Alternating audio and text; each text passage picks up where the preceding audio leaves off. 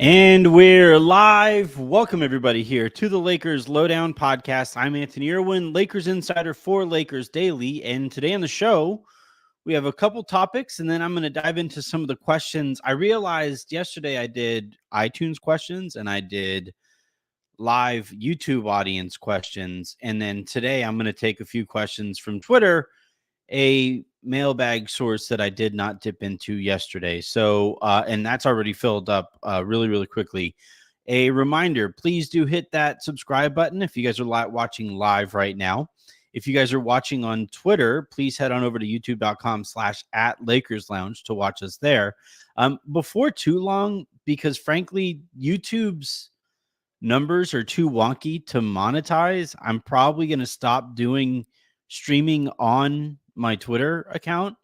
And I'll send out the link, to live streams to the people who follow me on Twitter. But for the most part, I think like we're eventually going to just move over our live streams to YouTube exclusively. So you're going to want to subscribe so that you don't miss any of those. And then if you guys are listening to this in the morning in the form of a podcast, please do hit subscribe wherever it is that you get your podcasts, preferably on Odyssey. Let's go ahead, though, and dive on into the central topic or the question of this podcast, at least to start. Is this Lakers roster worse right now? Yes. How much worse? And what could the floor look like? So I was sitting around, and obviously, you know me, always a source of light and positivity and optimism, all of those good things. And I was sitting around today, and I was thinking, like, man, they're like noticeably worse right now than they were at the beginning of last season or the end of last season. And then on top of that, it's like, man, if a couple gambles don't go in their direction, they're really worse than they were last year. And, those couple gambles that the Lakers took last year didn't pan out, right? Gabe Vincent, they were hoping that he would be the shooter that he was in Miami in the playoffs. Not only did they not get the shooter that he was in the playoffs, they didn't get any version of Gabe Vincent basically at all last year. And then, they were hoping that Jared Vanderbilt would take a step forward on offense to make up for, some tweaks to the roster that they weren't able to make there. He didn't. I'd argue he probably took a step back offensively last year.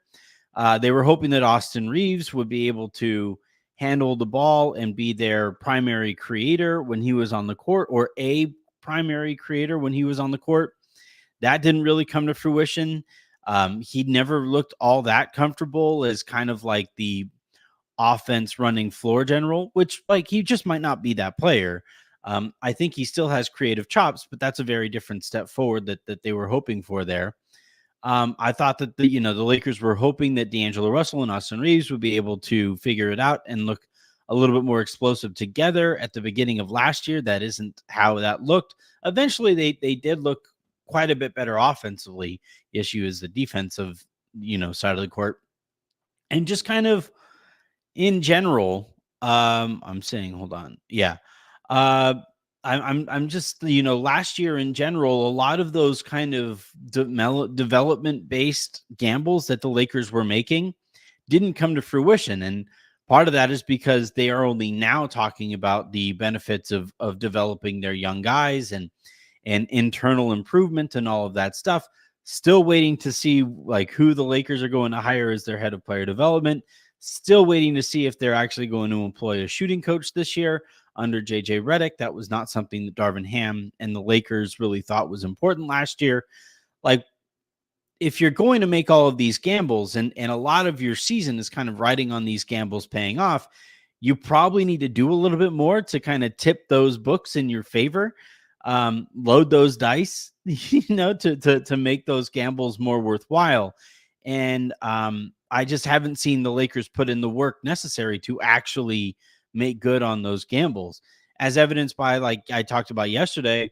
You look at the coaches that the Lakers have brought in or have leaked as hires here.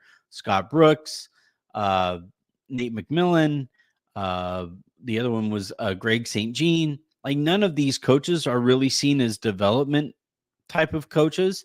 Bob Byer is another one that I'm still waiting for them to leak, and I won't get credit for that one either. But like I'm just looking at like the way that the Lakers are kind of operating here, and again, like, I just keep falling back to, none of this makes any sense. All right, you're focused on development. Why not try harder to buy a second rounder in this year's draft?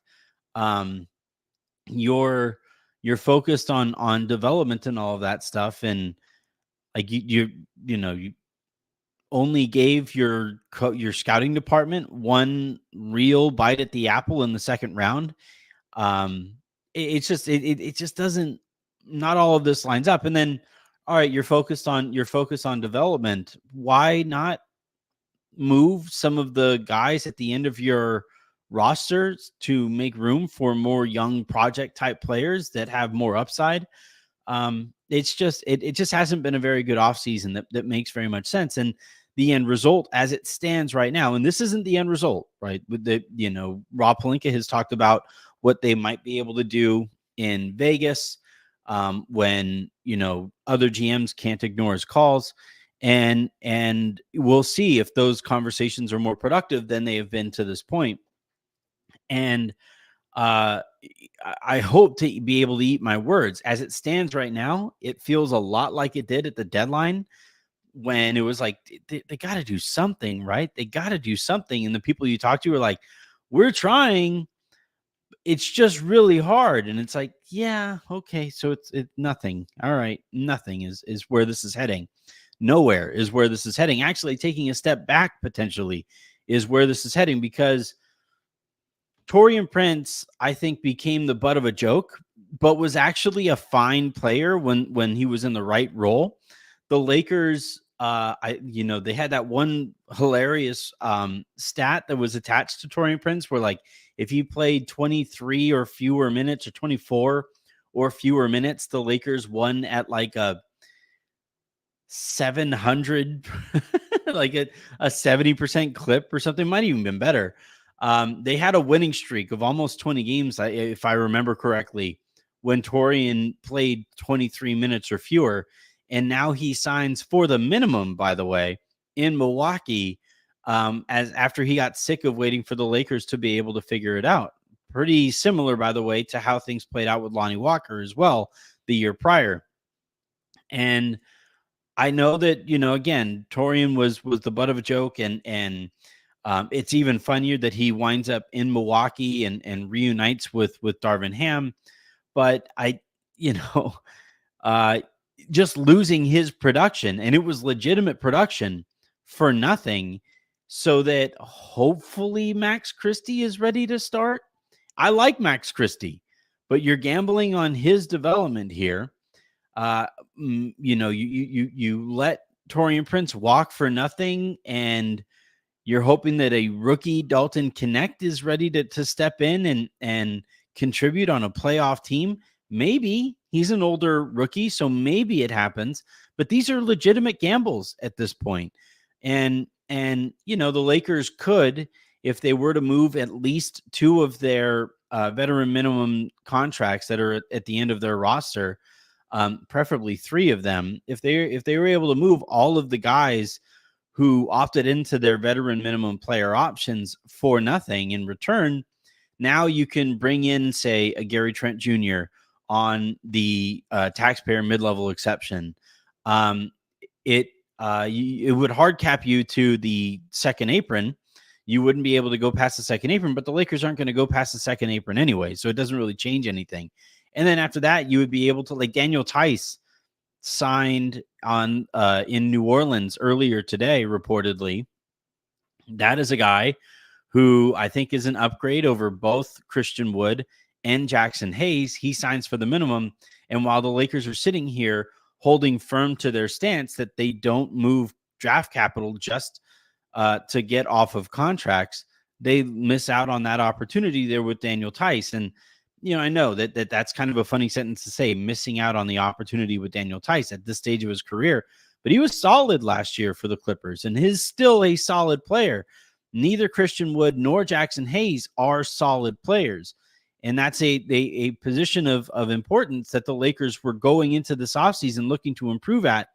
And they are still looking to improve at that spot. So, it makes it all the more important that Rob Pelinka is able to figure something out when he gets to Vegas in I don't know, a few days or so. It all just kind of goes back to the gambles and the gambling aspect of this, and why I'm not all that comfortable watching the Lakers gamble in this regard, because we've seen those gambles not pay off last year. We haven't seen the Lakers so far this offseason try to make it so that those gambles are more surefire propositions. By employing a better player development team. Like look at the mess that is the Lakers Summer League team the last couple games that they played in. Their offense was ragged. They barely employed a point guard. Shouts to Harrison for filling that role. For some reason, Jalen Hood-Schifino is practicing but is not able to play in those games. That's a little weird. Hopefully he's able to go in Las Vegas. But like it's just too unorganized right now to make me comfortable with them basically saying like, yeah, trust me, these things they're going to work themselves out this upcoming season. Maybe, I hope so.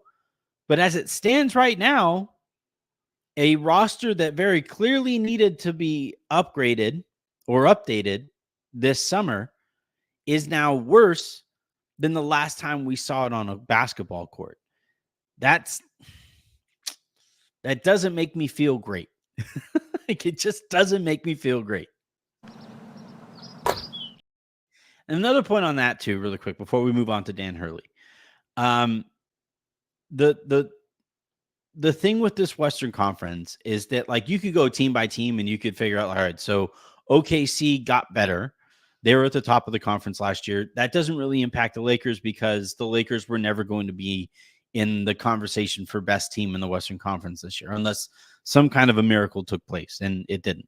So OKC getting better, like it makes it tougher for the games that you play them, and maybe it makes that series worse if the Lakers are in that 7 or 8 spot next year. But okay, OKC was really good. They got better. Denver, I think, got worse this year than they were last year.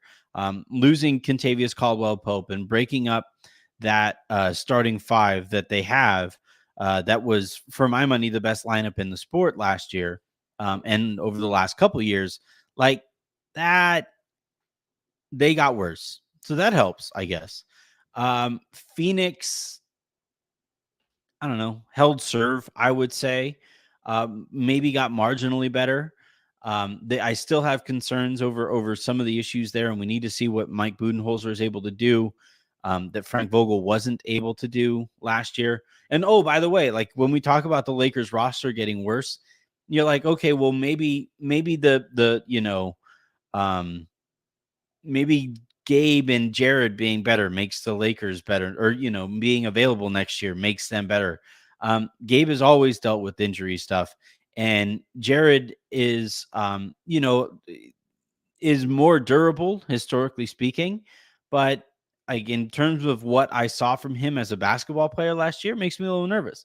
And basically, like what the Lakers are hanging their hat on this upcoming season is, well, JJ is going to play all like the best players this season, and therefore they will be better. And it's like, okay, there's some logic there, but I don't know why you wouldn't make the job a little bit easier for him than it looks to be right now.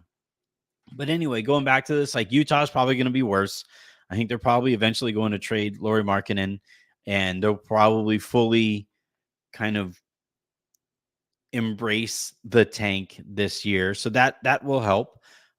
Houston, I can't figure out Houston, to be completely honest. I think they'll probably be better as some of their young guys get better, but they've had a really weird offseason. I'm really kind of curious where that winds up leading them. The Clippers got worse, so that'll help. I This might be a hot take, but I think the Kings got worse. I don't. What they needed wasn't what DeMar DeRozan provides, and I think they're going to miss some of what Harrison Barnes brings in terms of defense and physicality on the wing. So maybe Keegan Murray is able to step into a bigger role, and that's their gamble there. Okay, I could kind of see it, but it makes me a little worse. They also lost Davion Mitchell, who I think helped them in some spots as well. So let's say they got a little bit worse. Memphis is going to be a lot better next year when Ja is healthy for a season, and when basically that half of that roster is now healthier next year. I think Memphis is going to be quite a bit better. The Blazers are probably still going to be bad, so that helps. Spurs are going to be better because Wemby is going to be even more of a monster next year, and their roster makes more sense around him. So you have that to figure into it. Dallas is going to be better next year by swapping out Tim Hardaway Jr. for Quentin Grimes. So like the West, at the very least, is still going to be an absolute monster to deal with on a night-by-night basis. And there is no like gentle decline down the standings. If you go through a rough patch, if you have the wrong combination of injuries, if the wrong guys at the top of your roster get hurt, now you're really in free fall, and it's going to be really difficult to climb yourself out of holes in this Western Conference. And so like going into any season in the Western Conference and feeling like your roster is worse, I don't care if you're the Denver Nuggets and the height that you're falling down from or taking a step back from is best team in the conference. Like a step back is a real killer in this conference. It's basically capitalism, right? If you aren't growing, you're getting worse. And if you're getting worse, you're getting way worse. You're falling way behind. So the Lakers, like when Rob gets to Vegas and when GMs and he have these conversations, they need to be more productive than they have been to this point, because the Lakers do seriously need to get a lot better. All right, really quickly here on the Dan Hurley thing. It's being reported and was reported earlier today that Dan Hurley signed a whatever it was. I think it was like a 6-year, $50 million contract to return to Connecticut. Now, their taxes are a lot easier on the bank account than California taxes and all of that. But like 6 years, $50 million didn't exactly floor me. Like I'm not going to lie. I was expecting a little bit more, considering he was expecting $100 million from the Lakers. And now, yeah, like it kind of makes some sense, right? If you're going to leave somewhere that you're comfortable, you need a tangible improvement in your life quality. Maybe he didn't love the way that the Lakers were selling themselves, where a couple Ramby are going to be involved in every decision that you make. Maybe he looked around and he was like, wait, you don't have a GM? And kind of said like, I'd rather just go back and be my own GM. So like, I maybe there are other things that are in play here, but that contract extension that he signed definitely lends a little bit of credence to the whole, the people. And there are people who I really do believe, or really do respect, who think that like Woj had, a very heavy hand in how all of that played out. And maybe the Lakers and Hurley, wanted to partner up together less than Woj wanted those two sides to partner up together. But that contract that he signed, like, congratulations to him and all that stuff, I guess. I don't care. But the number that he arrived at being, that much less than it is that he would have gotten in LA. And like, yeah, the taxes and how far a dollar goes is obviously very different on the West Coast than it is in rural Connecticut, where he is going to be working. And yeah, he does love, what he has going for him in Connecticut or with UConn, and the chance to potentially, enjoy a three-peat in this upcoming season. maybe the Lakers never had a chance at him. And I think him signing this contract kind of indicates to those who have been paying close enough attention that it doesn't seem like that was ever really a possibility, especially at the number that the Lakers were willing to offer him. And like, I know a lot of people say like, well, why didn't he ever just negotiate with the Lakers? Maybe that also indicates that Dan Hurley was never going to go to that, to switch coasts basically. Maybe, you certainly would have liked to get some back and forth there. It appears that there wasn't any. And especially like when you get no back and forth, and then he signs this contract that is for $20 million less over the extent of the contract than you were offering. If I'm the Lakers, I'm like, really? Like, was this ever real? I don't doubt that the Lakers wanted Hurley. They literally made him an offer. Like, we know that is reported and confirmed by two very good journalists, in Woj and Dan Wojcicki. But when when it's that big a difference between the two offers here, and yeah, the Lakers probably could have done a little bit more to make their offer more outstanding. Maybe the Lakers kind of looked at it and said, like, yeah, I mean, like, we'll play along, but if you want to use us, if maybe they felt like they were being used for leverage here. And honestly, like, if he was using the Lakers for leverage, he did okay. $50 million is nice, but it didn't blow me away. And it made me kind of take a step back and say, like, well, I would love to know a little bit more about what was going on between all of the interested parties here, including Woj, quite frankly. Like, the way that all of this played out, I think, has me asking some questions about everybody involved. All right, enough of me rambling on without you guys being a part of the show here. We do have a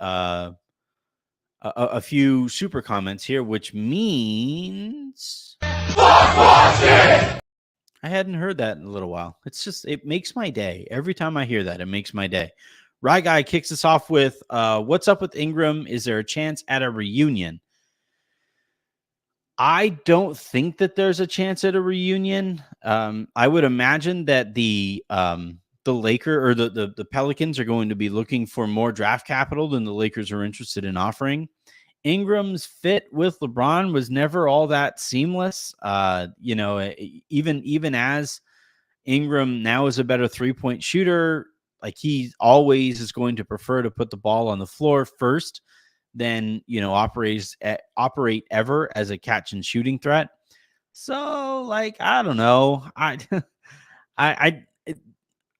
not going to say there's zero chance because it's the NBA, but I would put it at like I'd put it pretty low. Based off of what I've heard, that based off of what I heard that New Orleans is asking for Ingram, the extension that Ingram wants wherever he arrives. I think that's part of why teams are kind of reluctant to trade for Ingram. And then, from the Lakers side of things, I think they have other interests that they think will cost less draft capital. But, who knows? We'll see. Vinny Jaj writes, are the Lakers not planning to do nothing? Can they try to drop the trade minimum to open the $5.2 million option and get Trent or Lonnie? It's crazy. I feel like they didn't take advantage of LeBron's discount. Yeah, I'm in agreement on all of those fronts. Like, it's, I think I have a question here coming from the Twitter audience about that LeBron discount. But it is kind of crazy that, LeBron is helping them stay under the second apron now, was willing to take an even bigger discount to go out and get the right kind of impact player. And yeah, now LeBron is saying all the right things, but it is still a missed opportunity. Like, whether LeBron is on board with how the roster looks or not, like, it's still, You still went into an offseason and now are if the offseason ended right now, you will have been you will be leaving the offseason worse than you were when you started it. So I do think that, like, yeah, I understand fans' frustration here. Like, I really, really do. Like, it's not just that they aren't trading for Jeremy Grant. It's not just that they aren't trading for Dorian Finney-Smith, or they aren't trading for Cam Johnson, or they aren't trading for Kyle Kuzma or Bruce Brown. Like, it's the nothing. Like, you haven't done anything. You haven't opened up your financial flexibility by getting off of contracts that, like, the Lakers, they wouldn't be worse if they salary dumped Jackson Hayes, or if they salary dumped Christian Wood, or if they salary dumped Cam Reddish. Like, especially Reddish, like, he's not going to play. He's not good. He's not a good basketball player. You don't need to bring him back. Like, you could, I know that Rob, and this is something that I've spoken to, with people close to the Lakers, that, there's a real hesitancy internally to attach draft capital just to get off of contracts or whatever. But that's part of the league's economy. Like, that's part of how all of this operates. And sometimes you do have to do that when you do sign players to a bad or a dumb contract. And in the Lakers' case, offering player options to Christian Wood and to Jackson Hayes and to Cam Reddish was dumb. Like, it was all very dumb. And if you weren't able to sign Christian Wood or Jackson Hayes or Cam Reddish to a contract without including a player option, well, guess what? Go out and sign somebody who's probably just as good, or maybe a slightly worse player who doesn't need a player option. You don't need to cramp, especially, and this is the part that, like, drives me kind of crazy.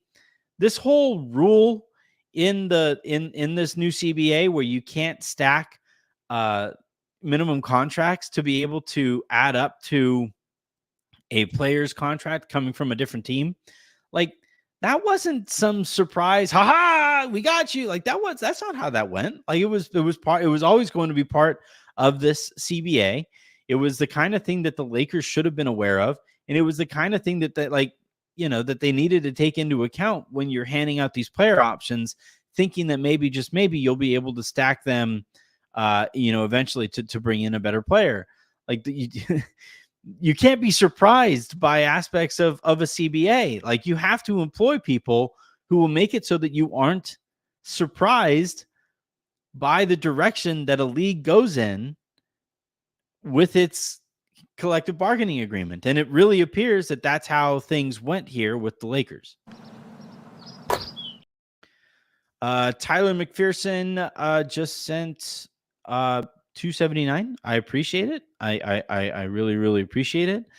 Ali Reesby writes, any new trades or rumors or free agent signing for LA, bro? Not really. I think everything's kind of at a standstill as the Lakers prepare to head out to Vegas. We're all just kind of sitting here waiting too. So I'd love to have more of an update. I will say that I haven't spoken to people since this morning, like early this morning. So, with how quickly things change, maybe there's some new update out there, but I haven't seen anything. I haven't heard anything. And we're all just kind of sitting here twiddling our thumbs. Brian Fritz, who is a Lounge VIP member, if D'Lo is traded, and especially if Gabe is also moved, I wonder about the ball handling on this team. Wonder how much this has been considered. They have a ton of guards. Like, if any of them are actually good, okay, that's another question altogether. But you have LeBron. You're on the record saying that you want AD to operate as more of a hub. You have Austin Reeves, and we'll see if both D'Lo and Gabe are moved in the same trade. There are also other ball handlers that are out there in the market still right now. So, like, I don't know if lack of perimeter creativity is enough for me to excuse the Lakers not doing anything, if that is an excuse or an explanation that they're offering up. Ooh. All right, now diving into the Twitter questions. And again, the way that these are going to work, I'm only answering questions from people who have proof of being subscribed here to the YouTube channel. I guess I guess I'll start with Harrison, who asked, do you think a healthy Gabe and Vando are basically free agency additions? He just knows, like, he's not even on the show, and he knows that, like, what to say that's going to annoy me and like get me even more riled up. But like, all right, let's say that you're actually going to do this. One, you're essentially guaranteeing that Gabe Vincent is going to be healthy, which I don't think I would guarantee. Two, you're going to guarantee that Jared Vanderbilt is definitely going to be healthy. Okay, he's been healthier over the course of his career than Gabe, but there's a amount of risk there. But if you're going to say that automatically those guys are going to be healthy, the Lakers are going to experience some injuries this year. LeBron and AD, like, knock on wood, they were very, very healthy last season. If they aren't as healthy this year, then what? And I mean, I know you would say that, well, if those guys get hurt, you're screwed regardless. Yeah, but you still do have to improve your roster so that you aren't absolutely screwed in the way that the Lakers would be right now with a worse roster than they had last season. So, like, I know Harrison asked that to be a smartass, and I know that he asked that to get a rise out of me. But when you hear that from Rob Pelinka, if the Lakers don't wind up doing anything, which you probably won't hear from Rob if the Lakers don't wind up doing anything, because he only talks publicly if, things are good.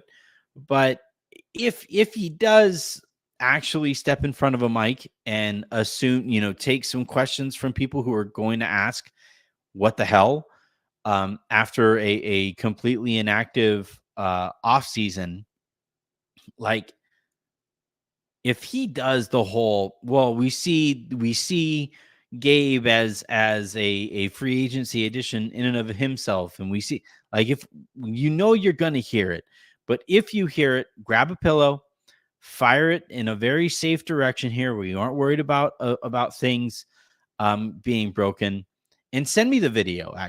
Like, I'll retweet every video. If Rob says that and you send me those videos, I will retweet them. I'll put them on the show, and we will collectively throw soft things in safe directions as a result of the spin that an inept front office executive tries to give us. All right. The next question here comes from George Santiago, who writes, were you able to get any info / backstory on the LeBron pay cut and why they made it public? Was the reaction from what was the reaction from the Lakers side when news of that broke? So, why was it public? I think LeBron and his camp saw a very easy opportunity to get themselves a PR win, and it kind of needed PR win, seeing as, eventually they were going to be asking the Lakers to draft Bronny, or telling the Lakers to draft Bronny. So, like, I think it kind of eases some of that hit with fans who were like, oh, great, fantastic, we got Bronson, who scored 4 points a game last year. Not saying that's my reaction. I'm saying that that's going to be some fans' reaction. So I think this was putting a little bit of PR goodwill in the bank account that you would be drawing from later. I also think that, like, in terms of his relationship with Rob Pelinka, I think he, like, I'm not gonna speak for LeBron here, but I do think that there's some frustration there with Rob and his inability to do anything at the trade deadline, and now his inability to do it this year. Like, if he basically wanted to continue to if he wanted to continue to kind of twist that knife a little bit and point out to everybody that Rob once again hasn't been able to improve this roster. Doing that while giving him that tool in his toolbox is, I think, a very smart move. And so, like, when you ask what was the Lakers' reaction to it internally, the people I spoke to, like, tip their cap, like, that's well played, LeBron. Like, the people that I've spoken to who are close to the Lakers are like, shit, yeah, you got us. Because there's nothing that, that's an outright win for LeBron, even if they aren't able to do anything with it. And he still walks away making $50 million a year next year and the year after that. I do like, even while I'm kind of cynical there and I'm kind of laughing at the entire situation, like I've said the last couple days, I do genuinely believe in the possibility that LeBron takes less and like substantially less next offseason to give the Lakers a real chance at winning a championship before he retires and while he's playing with Bronny. Like that's that I'm always hesitant to attach too much sourcing to that, but there are people in the Lakers organization who really believe that that's a possibility next year, and for those reasons. And this feels different than the whole, like, we promise we'll have 3 picks this upcoming year. Because I like I said the last show, I trust LeBron a lot more than I trust Rob Pelinka. All right, we'll go another one here. This is from I'm Baby FN, who writes, there's the confirmation. Is there anything towards an Ingram reunion? Answered this earlier. I just don't see it. I don't think the Lakers have the assets to do it, nor do I think the Pelicans are all that interested in helping the Lakers at all. Tony Despress at Movie and Lakers writes, sub, longtime listener, thanks for your transparency and honesty. Thank you. What have you heard about the Lakers' intention with getting a viable backup center through trade? Any noise on Wendell Carter Jr., Walker Kessler, Nick Richards, or Day'Ron Sharpe? Any wild cards?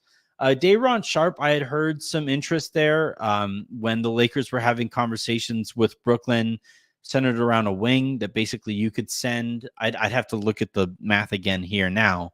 But basically, if the Lakers send out D'Lo and say a minimum contract, you could get back, say, Dorian Finney-Smith and Day'Ron back. And I think that's a few names that I had heard that the Lakers and Brooklyn had gone back and forth on. Obviously, the draft capital is a bit of a snag there that the Lakers are still kind of working on. But the other guys, Wendell Carter Jr., Walker Kessler.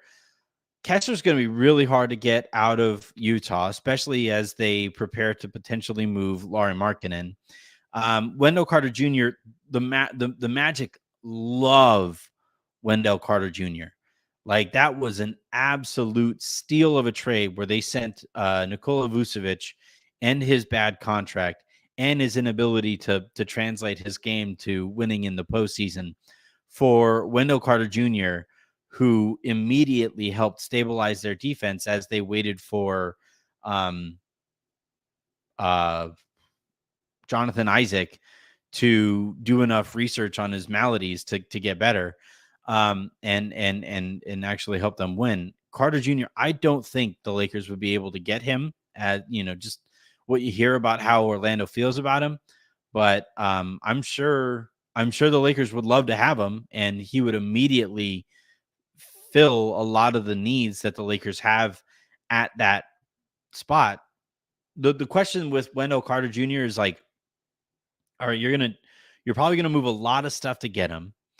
And if you're gonna move a lot of stuff to get him, is he gonna start?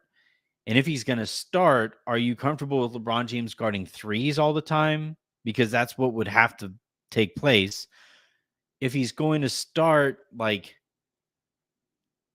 or if he isn't gonna start, are you comfortable with him, closing games with LeBron being at the 3? Like, there are some question marks there. There are some answers, but that's kind of the issue that the Lakers find. That's where the Lakers find themselves right now, is that every answer that you try to offer up to improve this roster winds up taking from somewhere else, and winds up creating a couple of questions elsewhere on that roster. So that, it just really complicates things. And that's what happens. And that's going to be the case here for everybody moving forward under this new CBA, where I think teams are going to have a lot less fat on their roster financially. And it's going to make it really difficult to improve your roster without making your rotation worse. And, I think that's where the Lakers find themselves on trading for a big. That's the issue that they kept on running into. Let's see. I'm looking for more questions here from Twitter from people who provide proof of being subscribed, and I'm not seeing any. So I'm going to dive back into, wow, we have 99 comments. Whew. Ain't one. All right. So Tyler McPherson found his question. Forgot to include a chat. LOL. Any update on Jalen Hood-Schifino? It's been really weird. He's practicing and he's apparently looked fine.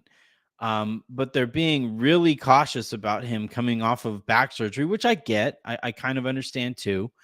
The other thing too that I've heard a little bit of whispers about is that if he goes out there and plays, like he's in trade talks, like his name has come up a bunch in trade talks.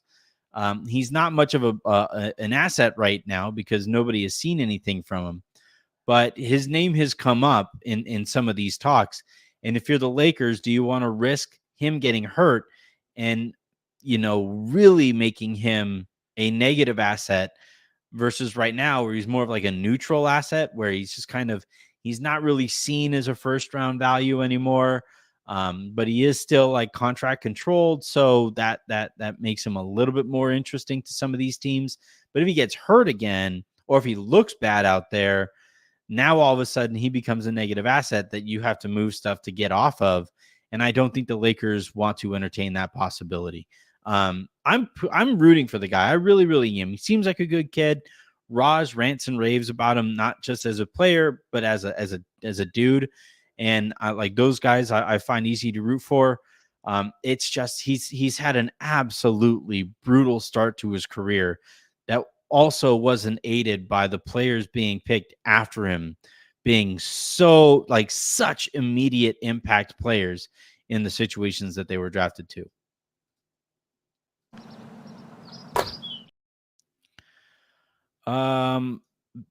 Benjamin G.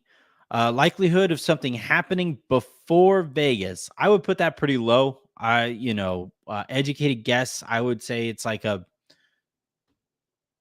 maybe a 20% chance that nothing happens here before they go to Vegas.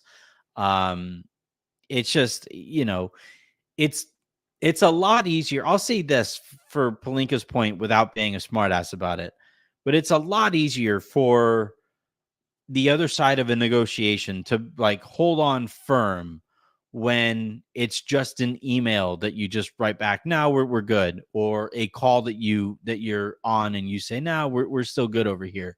It's a little different when you're in person and you can, sit down and maybe have a meal. Maybe you could, I'm not going to say that they negotiate over drinks or whatever, but it's just a lot easier to negotiate in person with some of these things. And especially for somebody like Pelinka, who can, I think, at times be charismatic to some. I just think the Lakers are kind of banking on, figuring out everybody get on the same page. Let's all get out to Vegas. Let's all have those conversations that we need to have. Let's, mull a lot of those decisions over and move forward that way. I would be fairly surprised if the Lakers do anything before they go to Vegas. But hey, again, I would love to be wrong.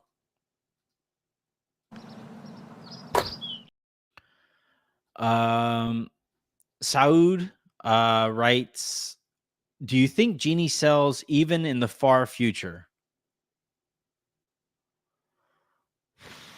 Well, when it's asked this directly, it's kind of hard to ignore the question.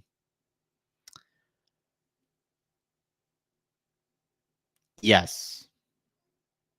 Yeah, I think so. I think eventually these talks heat up, especially as it's just really hard for Jeannie to operate in the same arena as Steve Ballmer, as Joe Lacob, as like all of these billionaires, Matt Ishbia, who show up and have so many more assets to work with.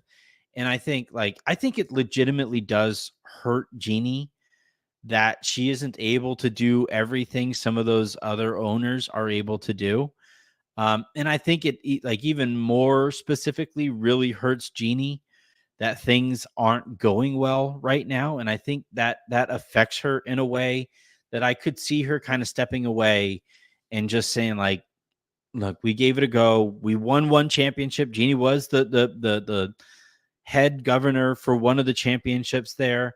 So she gets to enjoy that moment as well. But I do like with Guggenheim sitting right there, and with Guggenheim having had the success that they have had with the Dodgers, I it just makes too much sense for everybody involved for the Bus family to be able to um basically switch spots with Guggenheim. You could still maintain some ownership in the organization. You can still be there. The Bus family can still always be identified as a Lakers family or the Lakers family. But you can hand over operational control to the Guggenheim group. You could, as part of those negotiations, basically say like, "Hey, Jesse and Joey would like to have some say still in basketball conversations." That can be a continued part of the negotiation. It just makes so much sense to, or for a family that right now is kind of, I'm not going to call them cash poor because they're not, but in terms of like all of their wealth is tied up in this organization that they can't just use as a credit card. It doesn't work like that. So I think eventually the Bus family sits down, has a real conversation about, hey, if we sell, whatever it is, 20-25% of this, here's how much we would all walk away with. This is the current evaluation. This is what Guggenheim is willing to pay. We all split that money. We all continue to take from the Lakers as we continue to own a part of it as well.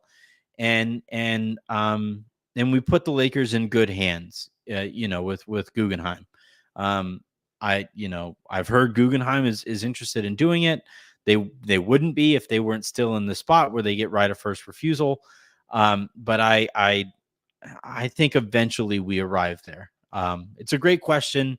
It's a, I again want to stress my top priority is that the Lakers are good. I don't care who their owner is. I don't care, with some exceptions.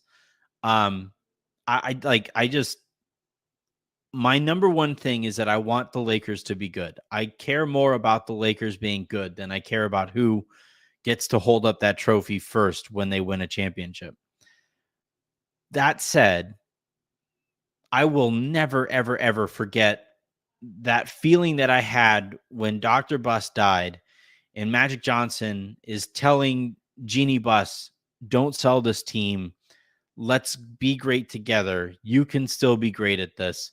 Magic and the entire city of Los Angeles was like pulling and is still pulling for the Buss family to figure this out.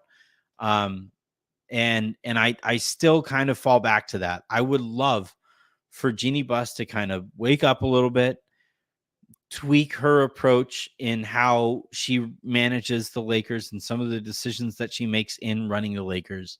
But I do think, as the NBA gets further and further involved with owners that have deeper and deeper pockets, we haven't even talked about potential, Saudi money getting involved with the league. We know eventually that's going to be a thing. That'll make it even more difficult for somebody with the lack of resource power that the Lakers have currently under the Buss family. Like, I think eventually we arrive there, and that number just gets too high, and the Buss siblings all collectively just kind of agree and say, "Hey, we did our share of winning. Let's all get out." There'd be a giant check that would be cut to them. It eventually gets really, really difficult to ignore the size of the check.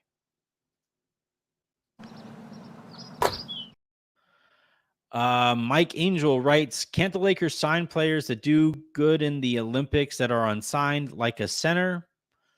Oh, free agents from other countries, I guess. I suppose.